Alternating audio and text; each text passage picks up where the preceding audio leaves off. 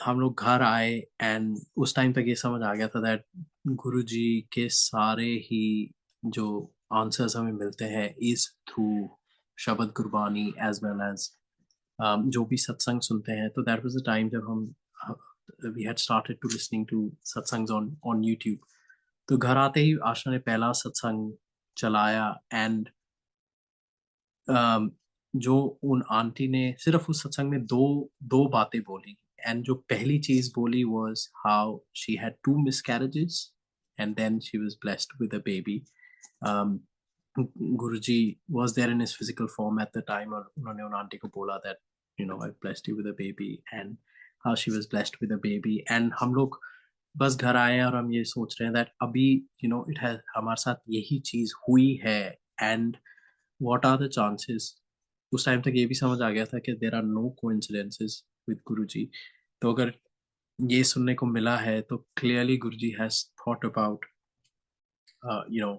कि आगे हमारे साथ क्या होना है। एंड द सेकंड थिंग जो उन आंटी ने बोला अपने सत्संग में वाज हाउ उनके बेटे को her son had been diagnosed with with an illness जो बहुत ही मेजर इलनेस थी। And then she actually went to Guruji and basically got an indication that her son's going to be fine। और when जब वो दोबारा अपने डॉक्टर को अपने बेटे को दिखाने के लिए लेके गए तो उनके डॉक्टर ने बोला दैट एक्चुअली आपका बेटा ठीक है, he just has abscess build up on his neck और 3 घंटे की सर्जरी होगी and he will be fine, there is nothing, कोई डरने वाली बात नहीं है।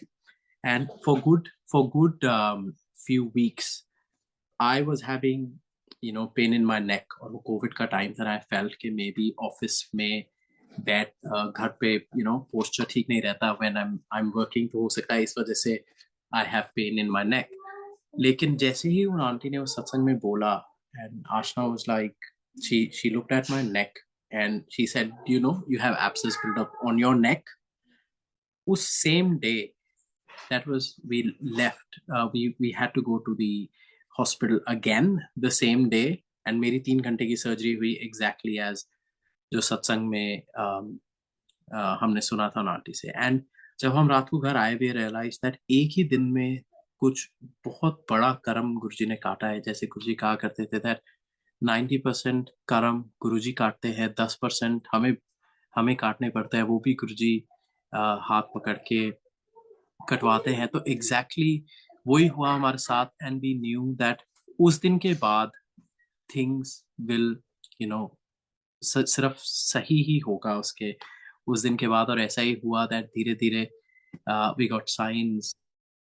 एर was born on 31st of May, पूरा 1 साल बाद, एग्जैक्टली 1 साल बाद जिस दिन गुरुजी ने दर्शन दिए थे।